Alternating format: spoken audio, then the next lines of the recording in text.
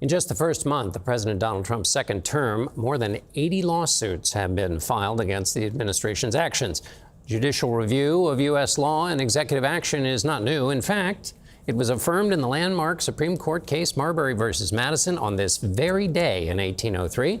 For tonight's interview, we wanted to talk to CBS contributor and law professor Jessica Levinson. Jessica, we're going to get to Marbury versus Madison, but we've got some actual news from this century to get to first. The first federal judge decides that it's okay for the Trump White House to deny the Associated Press access to the president and other special events. What did you make of that ruling?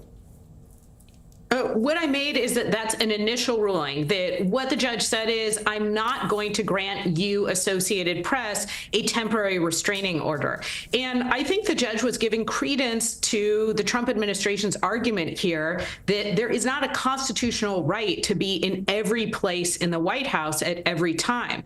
The Trump administration had argued that the Associated Press for years has actually received, I think, what they termed extra special access. And what the judge, I think, was saying, at least at this point, is that the Associated Press can do their job. They can report, they can inform the public. But again, it's early in the case, and there could be a different decision later on.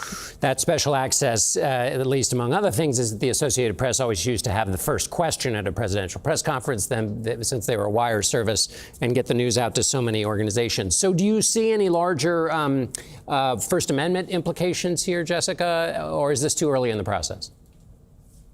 Well, it's early, but depending on how this case goes, yes, absolutely, there could be freedom of speech and freedom of press. As you know, in the Constitution, there are two different words there under the First Amendment. One protects speech, one protects the press. There could be implications.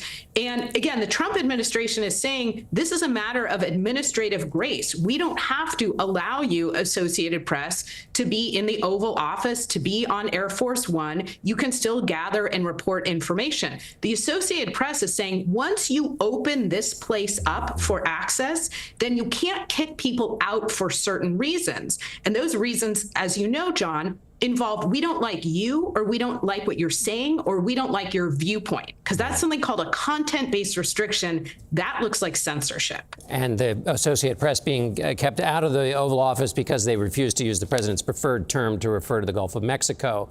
Let me ask you, Jessica, if you see in these responses to executive actions by the president any themes that are coming out here from, all of the judicial activity?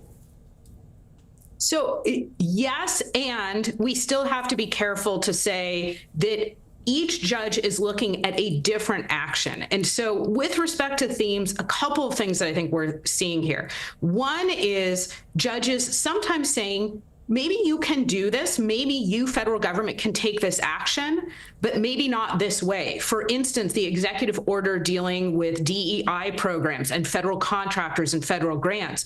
What we had is a judge last week saying, this looks so vague that people won't know how to comply. It's not saying the federal government lacks the power. It's saying you have to give people more guidance.